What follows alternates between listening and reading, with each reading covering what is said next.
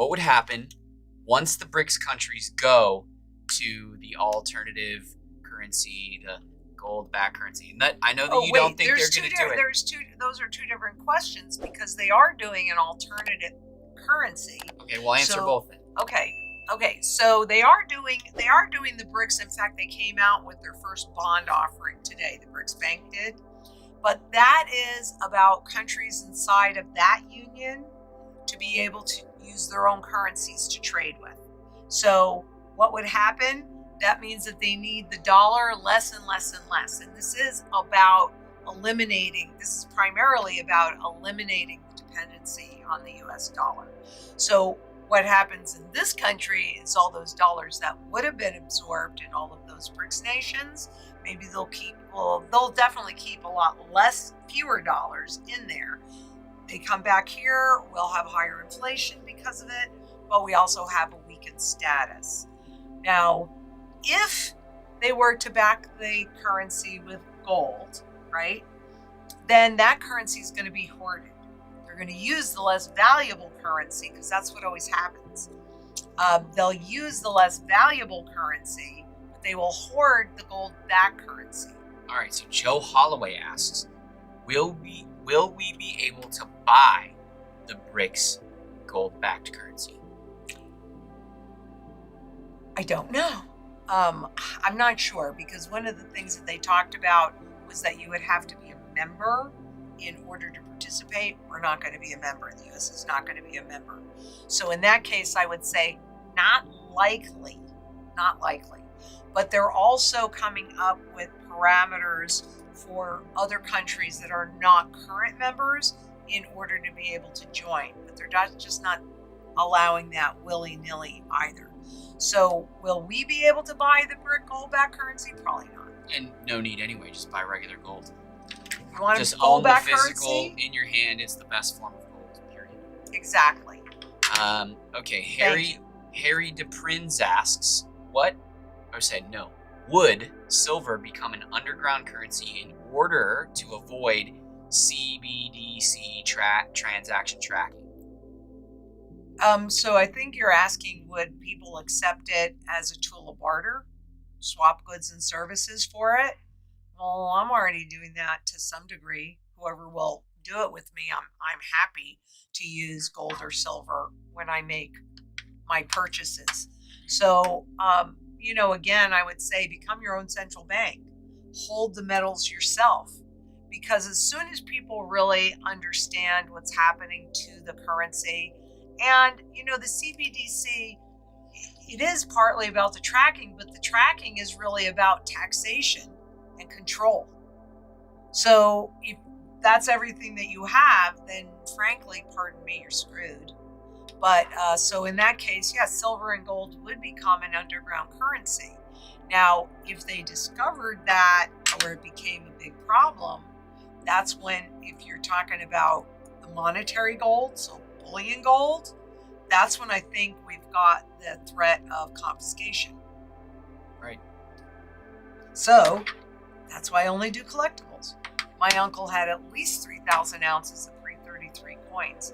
In 64, when it was illegal to hold more than 5 ounces of gold in any other way but the way that he held them.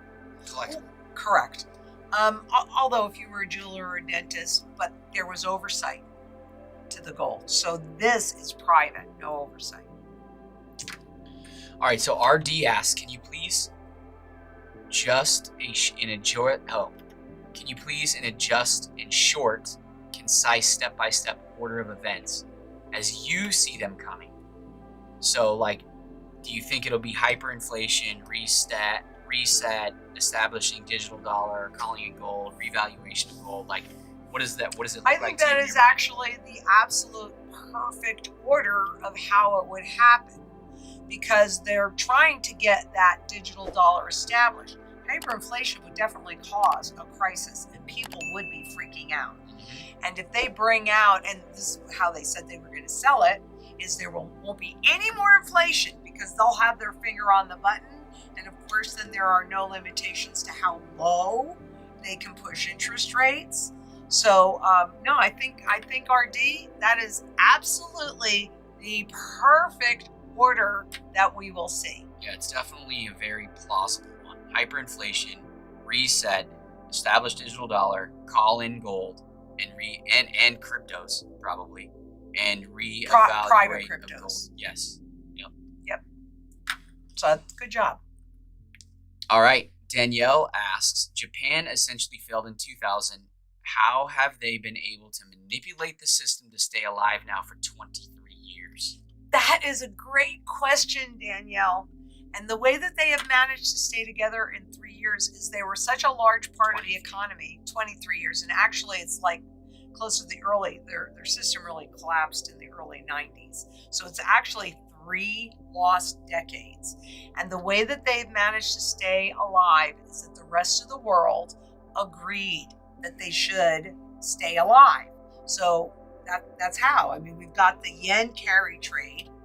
And what has the central bank, the Bank of Japan, been doing? Show all of these experiments with all the other central banks are looking and watching what they're doing. It doesn't work. We're all following the same failed playbook.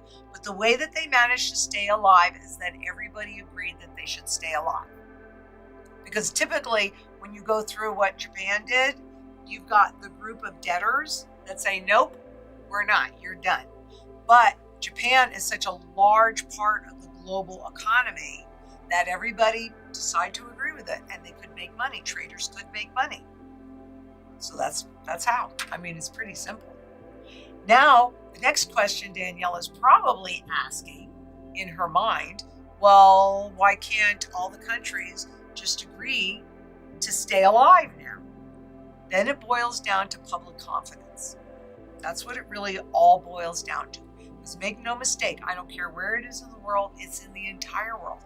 It's a Ponzi scheme. And all Ponzi schemes require confidence. Period. End of discussion. So that's what it boils down to. But that's also true, even, yeah, they can.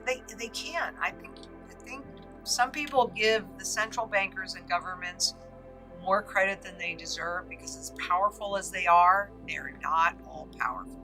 And we, the people, there's a lot more of us than there are of them. So they have to have our confidence. They can't just force us. They can entice us, right? They can, but they're never going to want to, according to everything that I've ever read from them, they're never going to want to try and force you, because as soon as they do, you know that they're trying to force you. So they want you to volunteer. They want you to adopt it. And the way that they do it is by keeping things looking as normal as possible. So we're all used to credit cards. We're all used to digital dollars already. I mean, essentially that's what we're working with, right? So how hard would it be to switch into a CBDC? Surprisingly harder than they thought.